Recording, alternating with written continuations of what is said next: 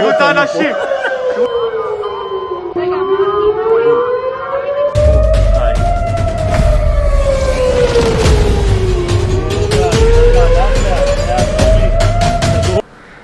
को ना फेंक अपने फलक पर गुरूर से, सर को ना फेंक अपने फलक पर गुरूर से, तू खाक से बना है तेरा घर जमीन है। सलाम, नमस्ते, सत श्री अकाल। मैं हूं आपके साथ हर्षिता मिश्रा और आप देख रहे हैं टाइम्स मेल। ताकत का गुरूर अच्छे अच्छों को चूर चूर कर देता है। ज़्यादा ताकत होना कभी कभी इंसान को गुमराही के रास्ते पर ले जाता है, लेकिन जब ताकत खुद के दम पर होती है तो उस ताकत का मजा कुछ और ही होता है। इजराइल अमेरिका की ताकत के दम पर कूद रहा है। उसे बिल्कुल भी अंदाज़ा नहीं था कि ईरान के ऊपर हमले करने के बाद ईरान उसका इतना बुरा हाल करेगा। ईरान ने इजराइल के ऊपर अपने जवाबी हमले की नई कार्रवाई शुरू की और जुमेरात को जब ईरान ने इजराइल पर अपने हाइपरसोनिक बैलिस्टिक मिसाइलों को दागना शुरू किया तो इनको देखकर दूर से ही ये समझ में आ रहा था कि जैसे कोई ड्रैगन इजराइल की तरफ बहुत तेजी से बढ़ रहा हो।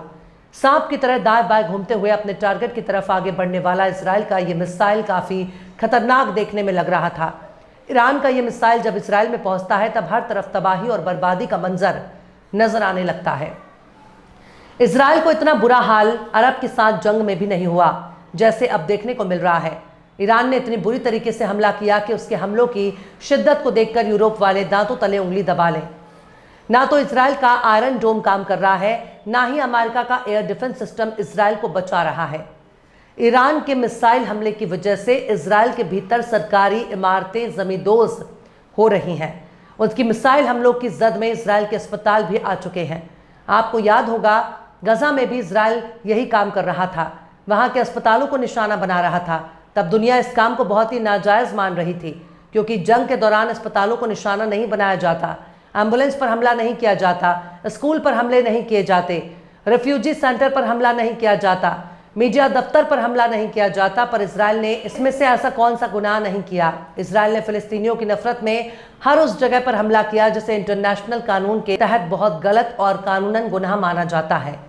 लेकिन इजराइल के लिए जंग का कोई उसूल नहीं।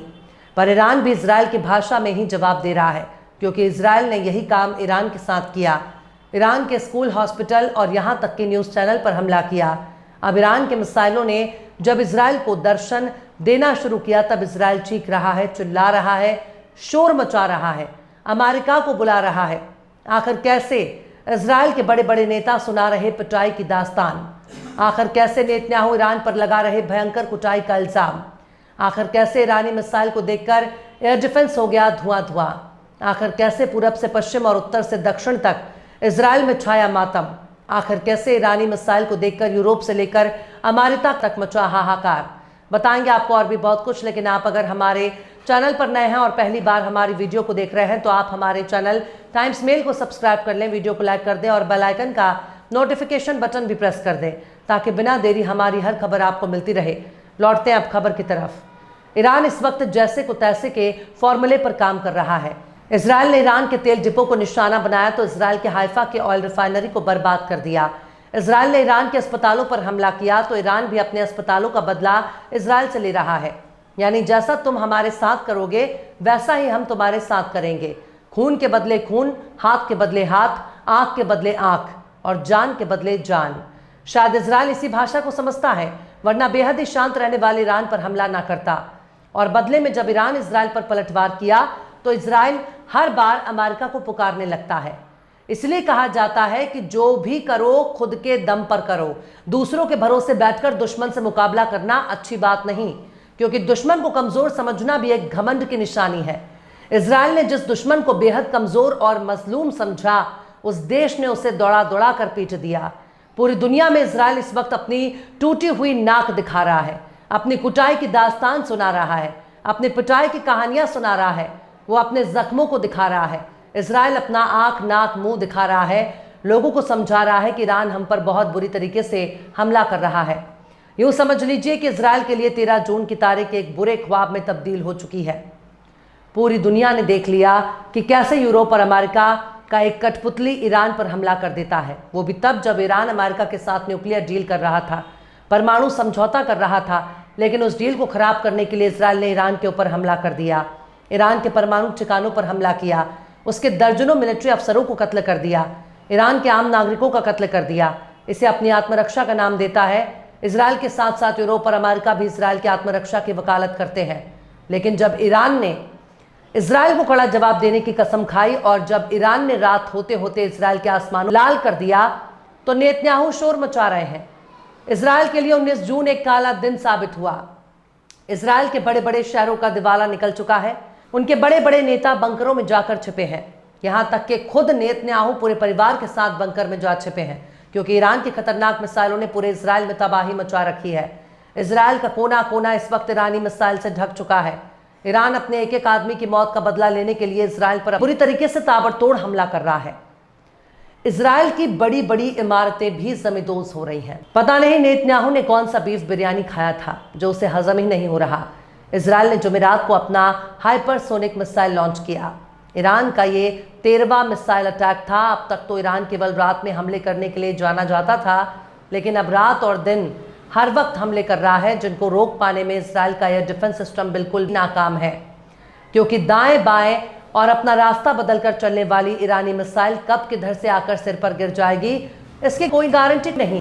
ईरानी मिसाइल ने अमेरिका के एयर डिफेंस सिस्टम को भी नाकारा बना दिया। डेविड स्लिंग भी हो किसी लायक का नहीं रहा। इजराइल के आयरन डोम की चर्चा पूरी दुनिया में होती रहती है। उस आयरन डोम की कोई औकात नहीं बची। 19 जून 2025 को ईरान ने इजराइल पर दर्जनों बैलिस्टिक मिसाइलें दागी, जिनमें बीरशेबा के सोरोका मेडिकल सेंटर पर सीधा हमला भूला नहीं जा सकता। इस हमले से अस्पताल की पुरानी सर्जिकल बिल्डिंग को बहुत नुकसान हुआ। तेल अवीव, हाइफा, होलोन, नेटान्या और पेटाक टिकवा में भी मिसाइलें गिरी, जिससे रिहायशी इलाके, अपार्टमेंट इमारतों और बुनियादी ढांचे को नुकसान हुआ। नेतन्याहू ने सोरोका हॉस्पिटल पर हमले को ईरान की बर्बरता बताया और कहा कि इजराइल हर हमले का मुंह तोड़ जवाब देगा। उन्होंने ईरान के खिलाफ सैन्य कार्रवाई तेज करने की चेतावनी दी। पर सवाल है, हमला किसने किया था? क्या इजराइल पर ईरान ने हमला किया? हमला करने वाला तो इजराइल ही है। अब वो मुंह तोड़ जवाब देने की बात कर रहा है, जबकि ईरान जवाबी कार्रवाई कर रहा है। ईरान के इस हमले में कम से कम 5 लोगों के मारे जाने की बात कही गई है, लेकिन घायलों की संख्या बहुत ज़्यादा है, जिसकी वजह से मरने वालों का आंकड़ा बढ़ सकता है। ईरानी मीडिया का दावा है कि इस अस्पताल के पास इजरायली सेना के 2 ठिकाने मौजूद हैं, लेकिन 19 जून के हमले से पूरा इजराइल हिल गया।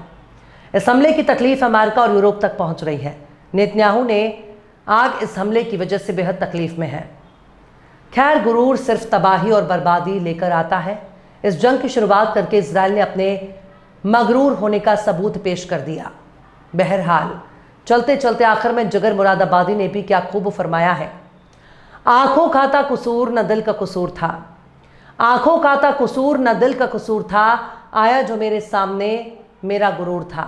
फिलहाल इस खबर में बस इतना ही। इस पूरी खबर को शम्स तबरेज़ ने लिखा है, जिन्हें आप ट्विटर पर भी फॉलो कर सकते हैं।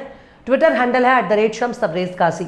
ये वीडियो आपको कैसा लगा कमेंट बॉक्स में ज़रूर से बताइएगा। वीडियो पसंद आए तो लाइक करें, शेयर करें और बेबाक, निष्पक्ष, स्वतंत्र पत्रकारिता को सपोर्ट करने के लिए आप हमारे चैनल टाइम्स मेल को ज़रूर से सब्सक्राइब करें और हाँ, बेल आइकन की घंटी वाली बटन आप ज़रूर से दबा दें, ताकि आपको हमारे आने वाले नए वीडियो की नोटिफिकेशन फौरन ही मिल जाए। फिर मिलते हैं किसी और वीडियो में एक नई खबर के साथ। हर्षिता मिश्रा को दीजिए इजाज़त। जय हिंद। अगर अभी तक आपने हमारे चैनल टाइम्स मेल को सब्सक्राइब नहीं किया है तो जल्दी से सब्सक्राइब कर दें और बेल आइकन भी प्रेस कर दें।